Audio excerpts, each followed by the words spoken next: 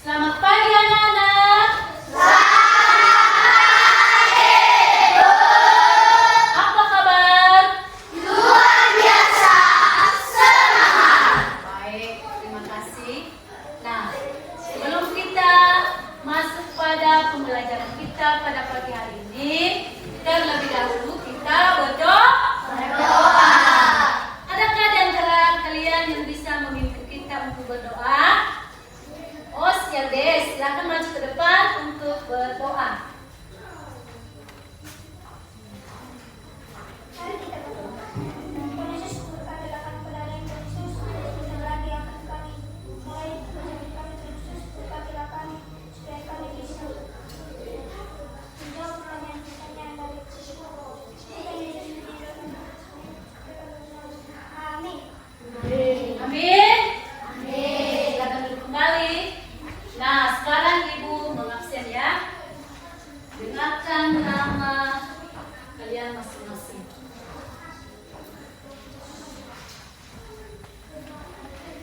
Alvan Jetius.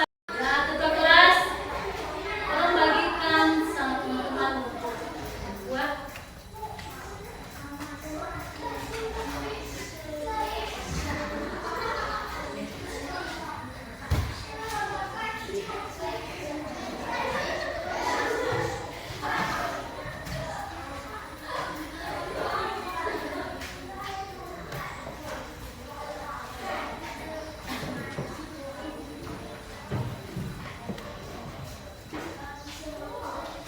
Nah, sekarang Ibu mau kalian membentuk kelompok.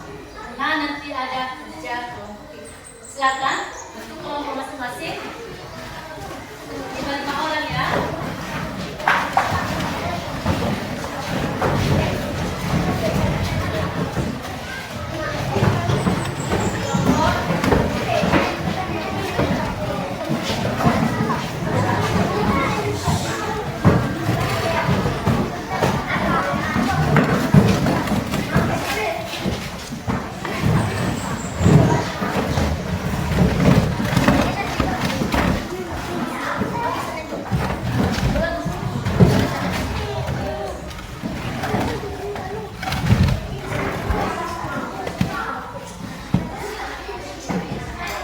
Sudah? Nah, karena kita sudah membentuk kelompok, sekarang Ibu membagikan kertas lengkap PD.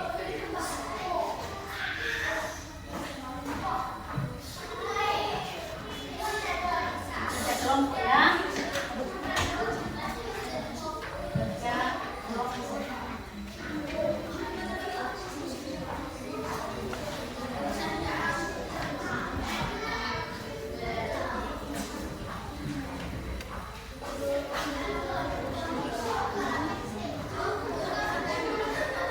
Ini kerja masing-masing.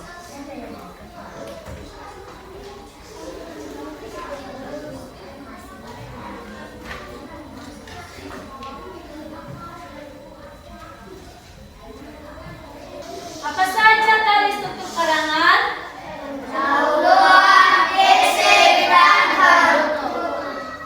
Ya, betul. Pendahuluan, isi, dan penutup. Yang pertama, pendahuluan. Pendahuluan ini adalah bagian yang memperkenalkan topik dan tujuan penulisan. Kemudian ada isi. Isi adalah bagian yang menguraikan pokok-pokok pikiran secara rinci. Dan yang terakhir adalah penutup. Kalau penutup ini adalah bagian yang menyimpulkan atau memberikan kesan akhir dari sebuah karangan. Sampai di sini semuanya mengerti? Mengerti.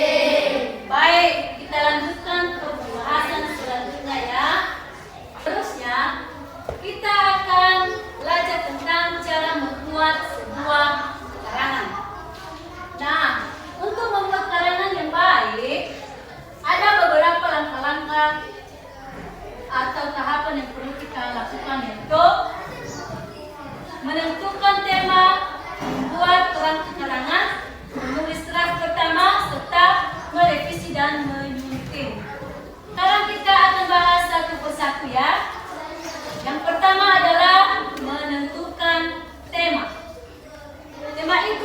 sama artinya dengan judul. Jadi saat membuat sebuah karangan, langkah yang paling awal kita lakukan adalah memilih topik yang jelas dan sesuai dengan tujuan penulisan. Yang kedua adalah membuat kerangka karangan.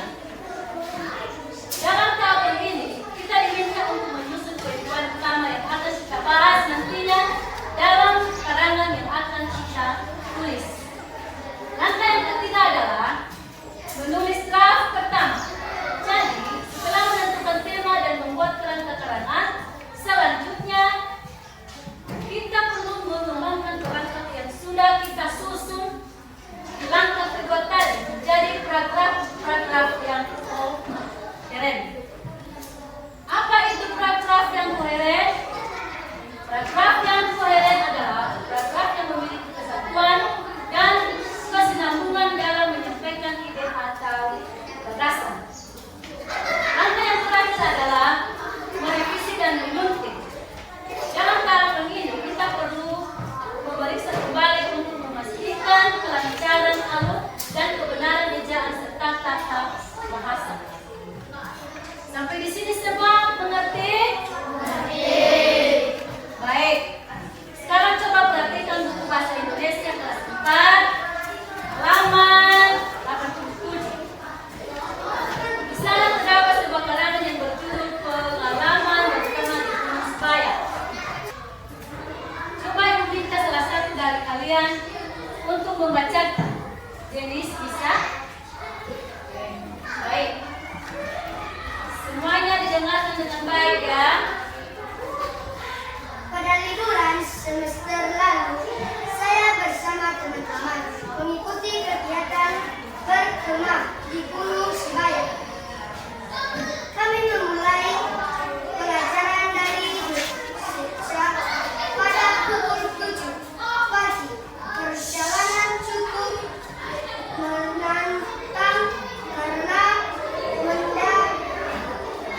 mendan yang terjal dan cuaca yang tidak menentu, namun semangat kami tidak surut. Setiap banyak di puncak dan kami disuguhi pemandangan yang luar biasa indah. Kegiatan ini tidak hanya menyenangkan, tapi juga mengajarkan kami tentang pentingnya kerja sama dan ketangguhan dalam menghadapi tantangan. Ya. Terima kasih Denis. Silakan duduk kembali. Berikan tepuk tangan dulu buat si Denis. Tadi kita sudah mendengarkan bersama contoh karangan yang sudah dibacakan oleh Denis. Nah, dari karangan ini kita dapat melihat bahwa karangan ini mempunyai 3 struktur utama seperti yang sudah dijelaskan sebelumnya. Kalimat yang termasuk ke dalam pendahuluan adalah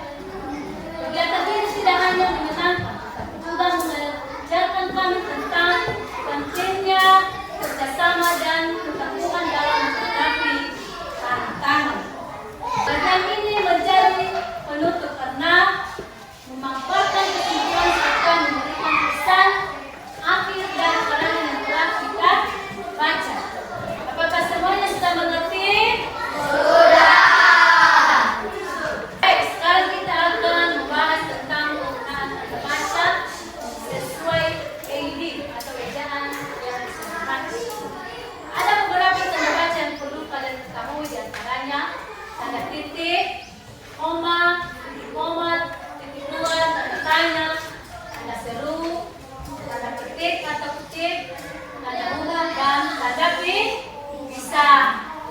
Nah, ini contohnya. Nah, kita akan bahas semuanya mulai dari tanda titik. Ini tanda titiknya. Ini. Ya kan? Nah, tanda titik ini digunakan di akhir kalimat pernyataan. Contohnya, saya pergi ke pasar. Ya kan? Selanjutnya, tanda koma digunakan untuk memisahkan unsur-unsur dalam kalimat, seperti dalam daftar atau sebelum kata penghubung. Contohnya, saya membeli apel, koma, jeruk, koma, dan pisang. Selanjutnya, tanda titik koma. Tanda ini digunakan untuk memisahkan kalimat yang setara namun lebih kompleks. Contohnya, saya suka membaca buku. Ini titik dan koma. Adik saya lebih suka menonton film. Ya. Sekarang tanda titik 2. Ini titik 2. Tanda ini digunakan sebelum daftar, kutipan atau penjelasan. Contoh kalimatnya ini, dia membawa 3 barang, titik 2, tas, buku, dan pena. Selanjutnya, tanda tanya. Sudah? Nampak? Nah, tanda ini digunakan di akhir kalimat tanya. Contohnya, apakah kamu sudah makan? Ini tanda tanya. Selanjutnya, tanda seru. Ini tanda seru. Tanda seru ini digunakan untuk menyatakan perasaan atau seruan. Contohnya, ayo kita berangkat. Tanda seru.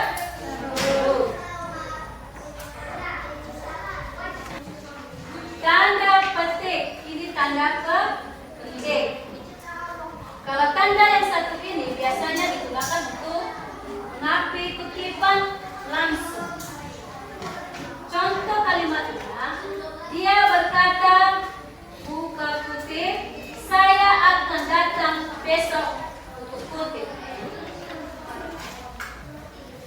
Selanjutnya, tanda penghubung. Ini tanda penghubungnya. Nah, gunakan. Sampai di sini ada pertanyaan? Tidak. Kalau tidak ada, mari kita lanjutkan. Sekarang coba kalian lihat LKPD yang sudah dibagikan sebelumnya. Sudah lihat? Dalam LKPD, tugas individu dapat menggambar seri yang sudah ibu cantumkan. Ada kan? Tugas kalian adalah kalian harus menyusun sebuah karangan sederhana berdasarkan gambar seri yang terdapat dalam LKPD tersebut. Sebelum kalian mengerjakan, Ibu akan menjelaskan terlebih dahulu bagaimana cara menulis karangan berdasarkan kalimat-kalimat tersebut menjadi sebuah cerita yang utuh. Sampai di sini ada pertanyaan? Ada, Bu. Silakan. Bagaimana caranya meringkas sebuah karangan, Bu? Baik, duduk. Nah, jadi cara kita meringkas sebuah karangan apa? Dengan membuat catatan singkat dari sebuah cerita atau teks. Kita perlu mencari poin-poin penting dan menulisnya dengan singkat dan jelas, sehingga orang lain bisa memahami isi cerita atau teks tersebut dengan mudah. Sudah paham? Sudah?